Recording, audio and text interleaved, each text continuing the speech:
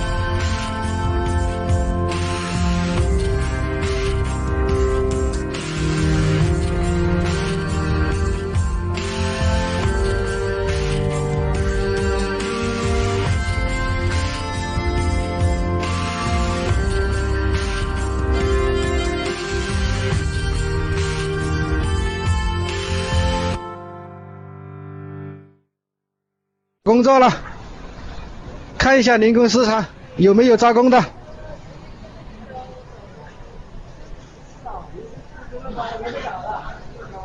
都是找活干的。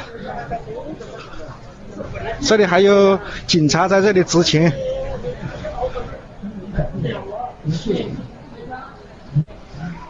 都是找工作的，没有一个招工的。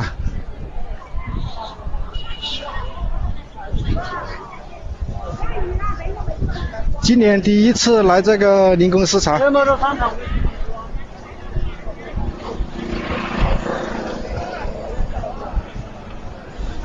我操，没有一个招工的，搞个锤子啊！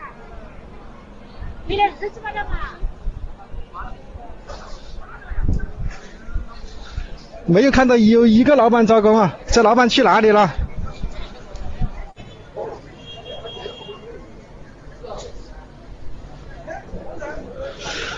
等了1个多小时了，没有看到有老板来招工啊。今年做临时工肯定有挂逼呀。去年做临时工还能吃得起3块钱的挂逼炒粉，今年可能挂逼炒粉都吃不起了。没有人来招工啊，都全部站在这里。今天是2020年3月31号，看看啊，哈尔滨铁路局。哎呀，这么多职工啊！哈尔滨铁路局大集体职工，这是维权呢，要解除劳动关系，什么不给生活费之类的这事儿。哎呦我的天，这家伙，这要整出2个冠状病毒来可麻烦了。啊，看看啊，看这人，看这人，这是防疫的大牌子，就是看哈尔滨就这么防疫的，就这么防疫啊！这么多人在这防疫呢吧？啊，看这家伙，这么多人防疫呢！哎呀，看这人，这全国头一份啊！全国头一份。急急忙忙把厂开起来，不到1个月放假了。今天带你们看看新街口转让的店铺啊。第一家奶茶店转让，第2家卖栗子的转让，第3家卖陶器转让，第4家鱼火锅转让，第5家美甲，第6家衣服，第7家卖栗子的，第8家卖炸串的，啊，第9家卖臭豆腐的，第10家卖奶茶的，第11家超市和饭店，第12家卖炸串的。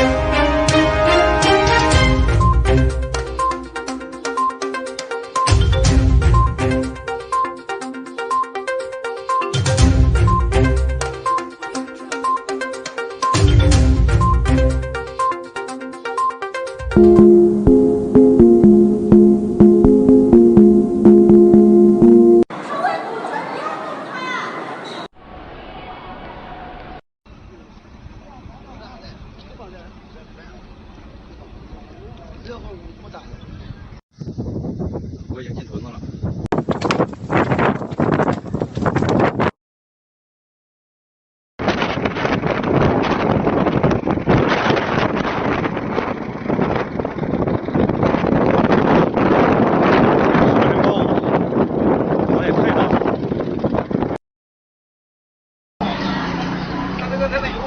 你好，那个益阳药房门口给我来2馒头的2块钱呗。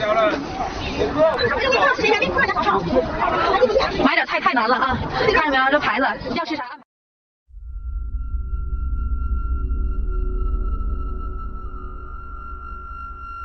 吃啥的？自己拿自己家不中。这黄山入口这么多的人，然后这景区的话，既然复工了，你这个服务应该跟得上，对吧？这么多的人。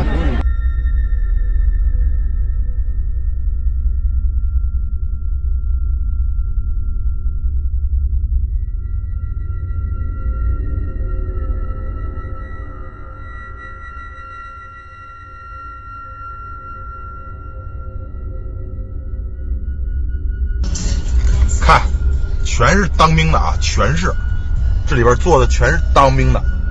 北京啊，不知道什么情况，全是，我操，好多车，我操！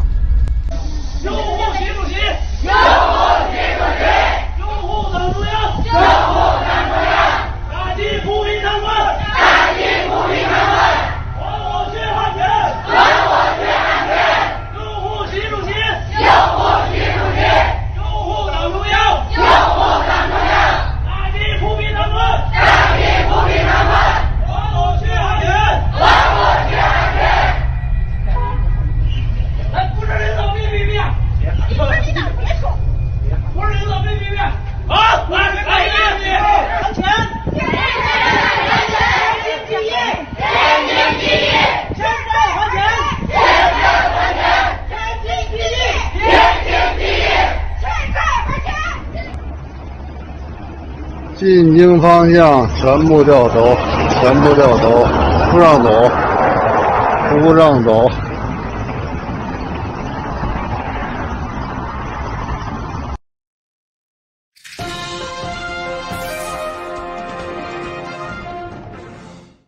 Tonight, New York City disinfecting thousands of trains, buses, and stations. The massive cleaning effort following the state's first suspected case of community spread of the virus. But this video, which a source has told me was filmed at the Behesht Maisome morgue in the holy city of Qom, shows how serious this is. We counted 48 bodies, suggesting that the official countrywide death toll of 77 is an underestimate. We went out to take a look for ourselves yesterday, and there wasn't a toilet roll in sight. I mean, are we actually at risk of running out of these supplies in Australia? Look, if you asked me this time yesterday, I would have said no, but the last 24 hours has truly been amazing. We still had stock of toilet roll on our shelves this time yesterday morning. You're right, it's almost a wipeout now.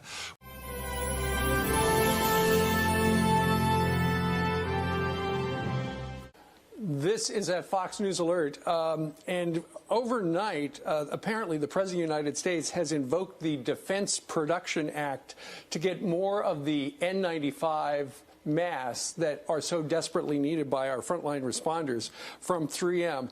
The president said after seeing what he tweeted this, after seeing what they were doing with their masks, he said it was going to become necessary. It is unclear right now, and the Trump tweet did not elaborate on the government's concerns about 3M. Nonetheless, Brian, he is ordering them via the Defense Production Act to make more.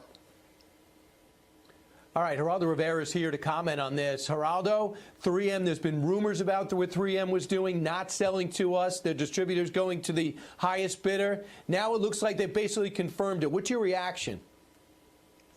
Well, you know, first of all, I have to give you full disclosure. I'm a minor stockholder in 3M. I just bought the stock some weeks ago for my children and their trusts. So I'm shocked. I'm embarrassed by it. 3M, when I bought it, you know, it's a 1902 formed company, St. Paul, Minnesota, red-blooded American company, been around forever, manufacturing company, but they have plants now around the world. And one of their biggest plants manufacturing the N95 mask that is in such crucial demand here in the United States is located in Shanghai, China.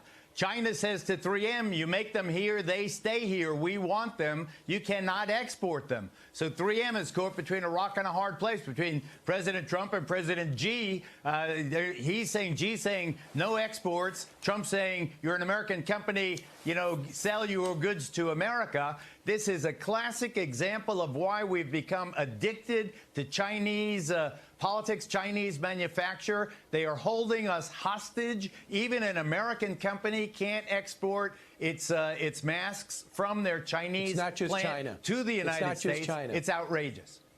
Yeah, you know, it's not just China, Geraldo. Critics are calling this criminal.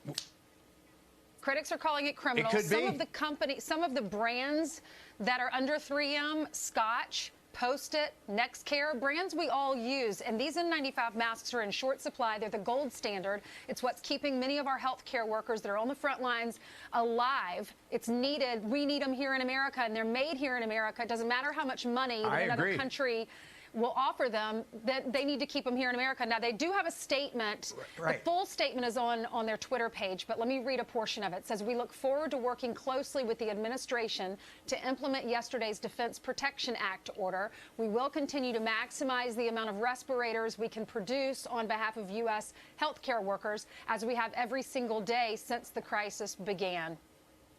So, Geraldo. Well said. You know, I think that they've got to be busted. They've got to be squeezed. The president's got to take the CEO of 3M and shake him up and say, you've got to make a stand here. You've got to insist your Chinese landlords let you sell these masks back to your own country. I think it's outrageous. I think it's a scandal. But I also think that the president has to go to the Chinese president and say, listen, you're holding our masks hostage. You know, not only that, just to add to the outrage, in early January, when the Chinese figured out what the hell was going on with this virus, they bought up masks that were outside China and brought them into China. So not only are they not letting our masks leave China, they've taken, you know, from the world marketplace, they've taken all the masks that are available for sale and brought them into China. Well, now 3M says they are going to go full bore and make as many as they possibly can, but they've been doing that all along, they say as well.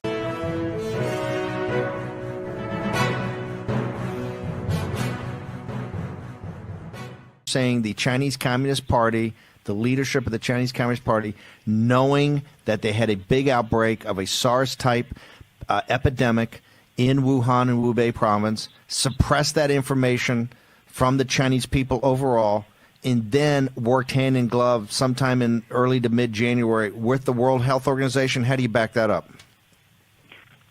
Because of the statements of the World Health Organization, as well as, of course, from the Chinese themselves about what was happening. You'll recall, Steve, and you've called attention to it, in many respects, the disastrous meeting on January 23rd at the World Health Organization, where there was that sharp debate concerning about whether this was, in fact, an emergency or whether it was not.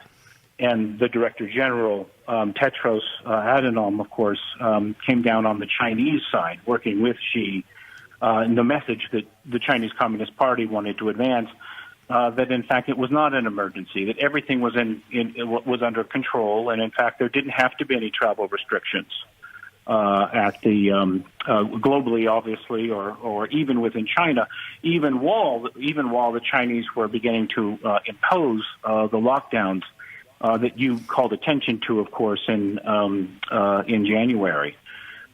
So the muddle was intentional, right? The cause of this of the outbreak rests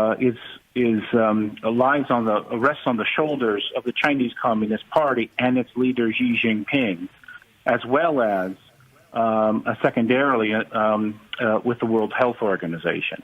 So the world has to demand accountability, right? You can't do this. You can't foster a pandemic, and you can't destroy the world's economy and have the hundreds of thousands, of course, of lives that have been impacted by this, and indeed there will be millions of lives impacted by this, the thousands of deaths worldwide, the destruction of the global economy, and great damage, of course, to individual economies throughout the world.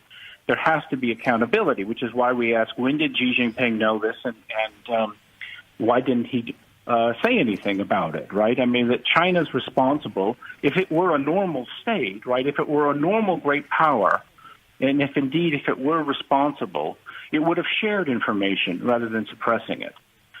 It would have worked with the CDC. It would have worked with other international actors to call attention to this. It would have given the world insight into just how bad this was and worked to arrest it, to stop it. And in fact, it did the reverse.